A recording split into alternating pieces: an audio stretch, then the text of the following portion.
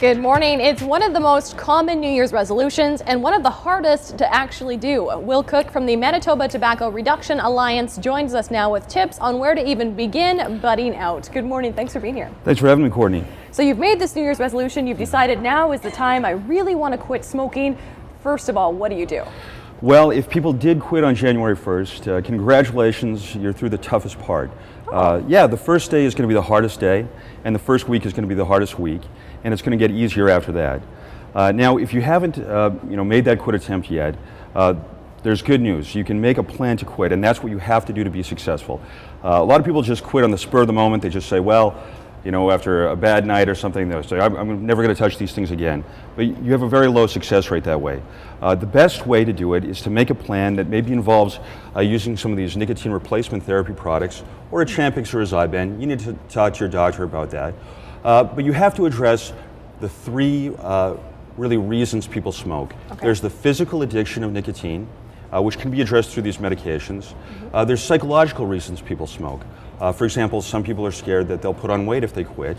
For some people, it's how they deal with stress. And then there's social reasons people smoke.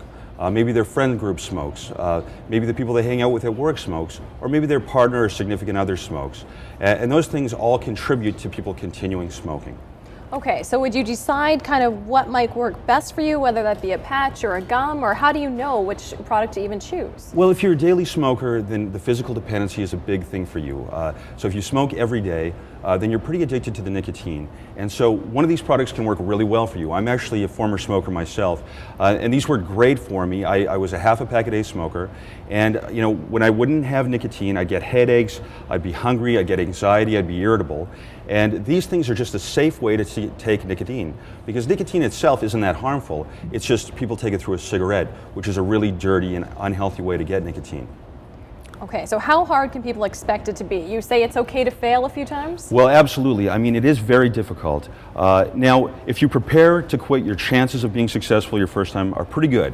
But for most people, it takes an average of 7 attempts and 5 years to quit. 7 attempts and 5 years? 7 attempts. That was a recent study out of Britain.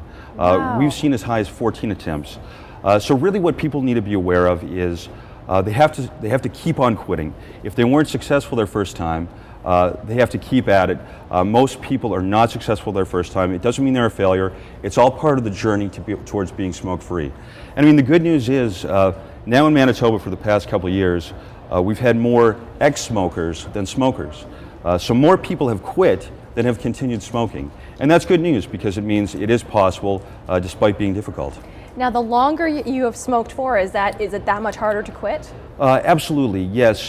People who have smoked a very long time have a higher level of dependency on cigarettes. And also the psychological habits, like, for example, if you're a half a pack to a pack a day smoker, you're doing this a couple hundred times a day. No one tells you to do it, you just do it.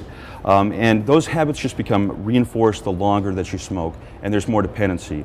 But at the same time, if people are getting older, then they need to really consider quitting. Right. It becomes more and more urgent the older you get. So it's the best thing people can do for their health. I mean, I always say, if nothing else good happens to you this year, if this year is a terrible year for you, but you quit smoking, it's been a good year, because you're going to add years to the end of your life, you're going to feel healthier now, and you're going to have more money. So it's the best decision you can make for your health. There you go. That coming from a former smoker, so you know. I know. And there's also online supports available through the website. Yes, and people should talk to their doctor. We know it doubles your chances of quitting, and you can also talk to them about a Zyban or a Champix or some of these NRT products that are very effective. There's the Smokers Helpline. They'll help you make a plan to quit. That number is 1-877-513-5333. And talk to your pharmacist as well. These people will all give you good advice to making a plan, to setting a quit date, or reducing to quit, which is also a valid option. There you go. You are not alone. There are lots of supports available. We have all the links on breakfasttelevision.ca. Thank you so much. Thanks, Courtney. Thanks. And that's BT Health for today.